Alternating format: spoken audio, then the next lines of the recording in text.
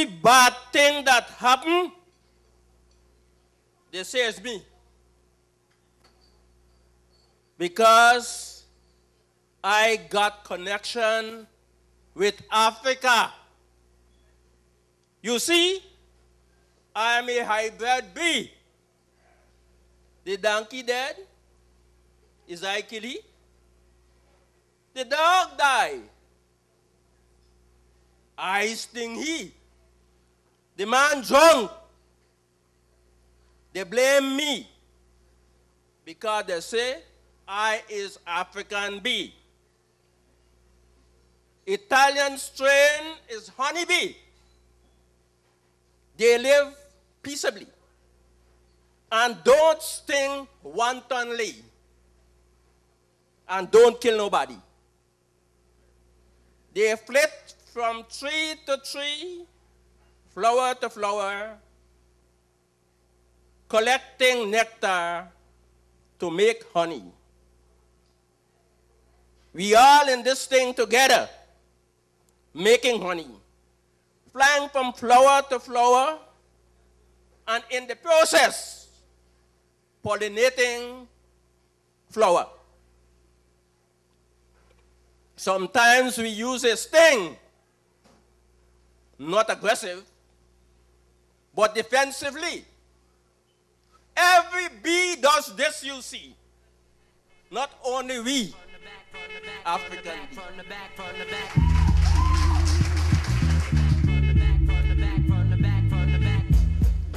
I wonder if you ladies could understand why I am a single man. I cannot believe it. This struck me by surprise. One morning I wake up and in the bed is me and my two big eyes. The woman up and gone. After all she put me through, and she even make I do. She make I sweep the house, make up the bed. She make I fetch the basket and clean the chicken when she said she tired and she had a hot. And that wasn't bad. Every night, I have to rub her body from head to toe and massage a certain place with my tongue, you know. I wonder what them boys gonna say when I sit down at upscale bar and them girlfriend a pass me and them a call me, Oscar, there you are. She got something for talk, but I ain't feeling shame, cause since she left and gone, I'm gonna get a next woman for eat again. Thank you.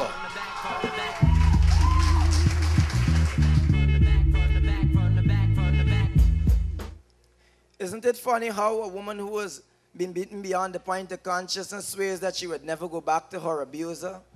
But before her wounds are healed, she's back in his arms cussing down the persons who rendered his services in her hour of trauma. Isn't it funny how an athlete of any discipline, having broken or fractured a limb, promises to give up that sport and pursue a different path? But no soon is that fracture healed and you can see that said person involved in that same sport with even more zeal than he previously exerted.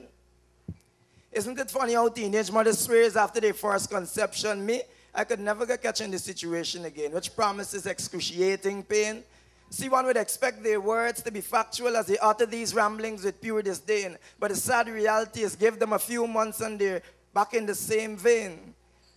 Isn't it funny how people pick up religion as though it is this thing to be tied with or some sort of solace after they would have gone through some difficult situation or circumstance in life? But having received some extent of comfort, they almost always forget the comfort and subside into the abyss of their previous existence.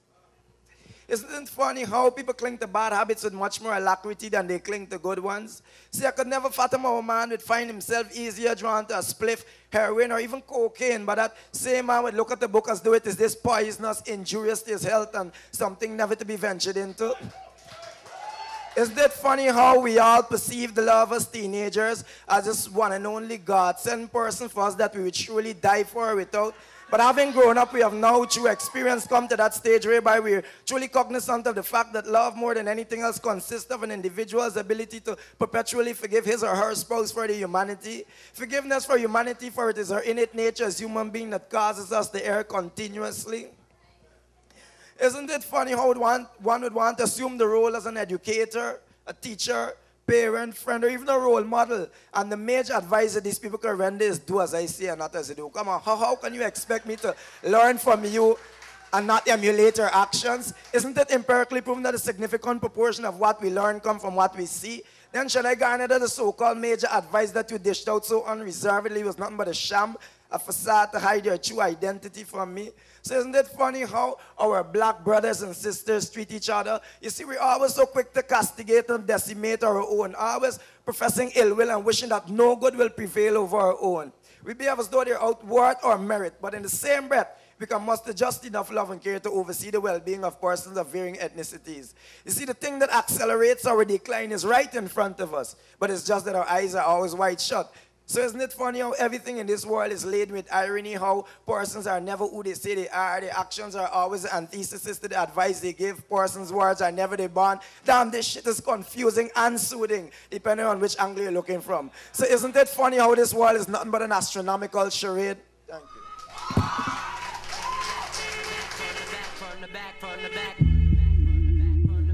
Congratulations to the 5 contestants that would have moved over to the semi-finals.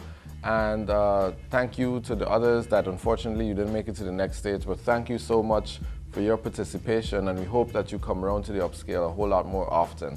All right, so remember, you could check us out on YouTube, hit us up on Facebook, subscribe, to the YouTube channel, hit us up on our BlackBerry. The chat room is still going on and on, so big shout out to everybody.